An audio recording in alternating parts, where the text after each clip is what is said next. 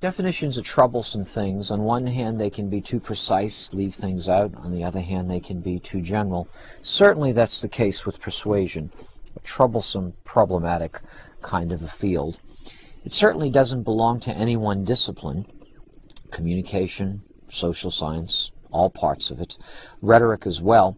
We can't even find a good definition in the history of rhetorical theory, if you recall from an earlier lecture. It was seen as something evil often and something to be avoided. Scientific discourse was seen as something that was objective, as something that was personalityless. But we know different, don't we? This is a really good definition, I think, of persuasion. Daniel J. O'Keefe has done a good summative job of current work in persuasion. Look at the definition. It's not just an intentional effort, it's a successful intentional effort. Someone has been persuaded at another's mental state, so a shift in a mental model, as it were, perhaps even a shift in our case, in funding source, so that we're the objects of someone else's desire when we get the funding requested. Through communication, either in our cases we know written or oral, and to have some measure of freedom as well in that people can or cannot make the choice. Oh, there are all kinds of theoretical approaches to persuasion. There's social judgment theory. There's cognitive dissonance theory that says that people don't like uncertainty and they want to come to some sort of certainty, and your proposal may help to drive them toward that. There's reasoned action, Fishbein and Asian's model based on attitude. And there are different factors influencing persuasion. There are effects, there are ideas of source factors, the right written or oral word, message factors, audience factors as well. A complex business, I think. But let's try to reach into some of that and come out with some elements of persuasion or some patterns. Why would we persuade? Well, here's a list of different reasons that Andrea Lunsford provides in some of her work.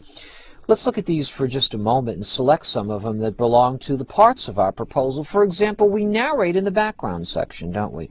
That gives the context of it. We convince, well, we convince by our behavioral objectives, by our plan. We make decisions and define, of course, in the budget. How do we establish credibility? Perhaps in the appendices, with the letters of support that we have, with the CVs, or in the body of it, with the match of the CVs to the behavioral objectives as well. So there are different aims of persuasion. I think the point here is that we don't try to persuade, we don't try to have arguments only to win. There are a number of aims of persuasion, and we have to decide which of these aims we're trying to execute in which parts of the proposal. I think there are also some fallacies of persuasion, and certainly textbooks all the way from the Greeks to the modern period list these most common kind.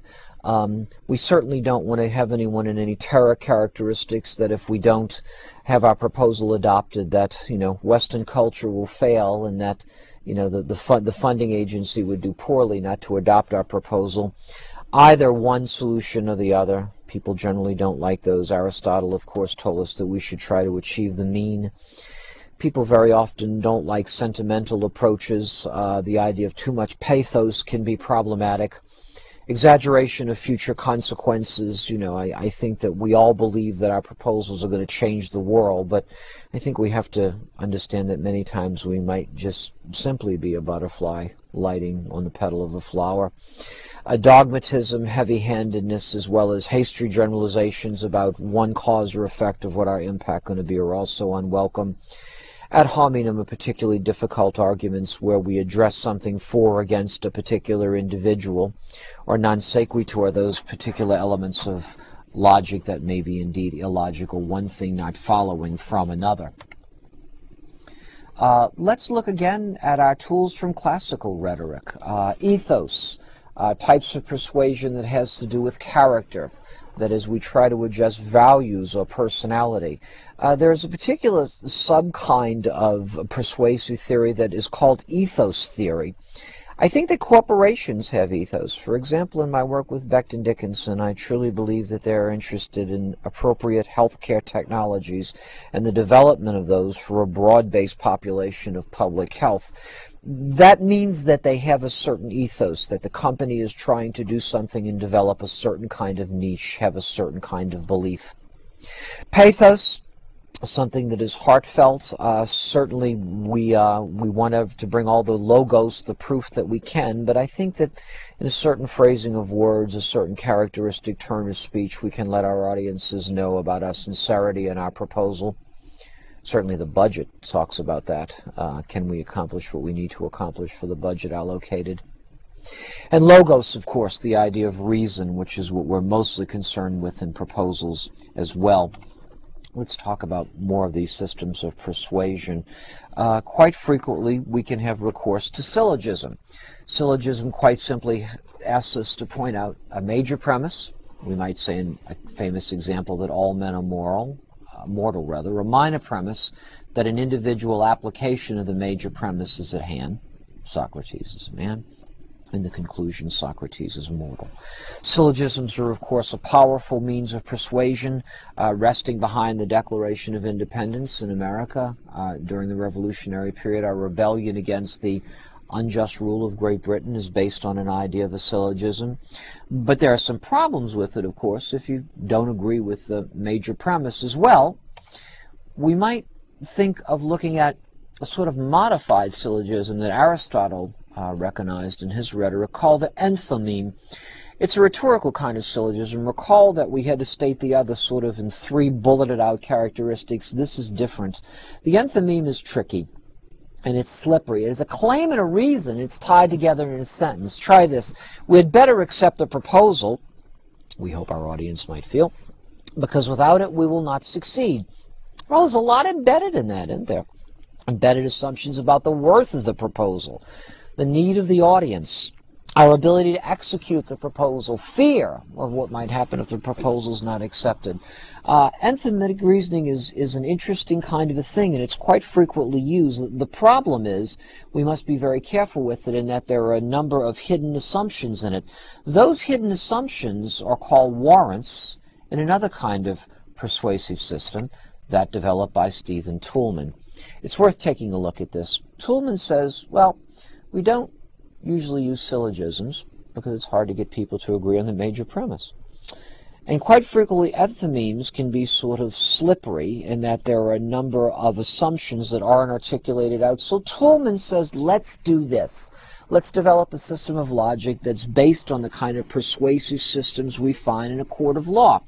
Toulmin says, well, what we do is we make a claim, which is a conclusion to an argument. It's a statement that is advanced for the approval of others, and that claim is then based on data, supporting material, references, research.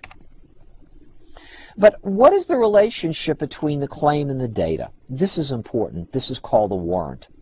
It's a statement of the general principle that establishes the validity of the claim to the basis of its relationship to the data.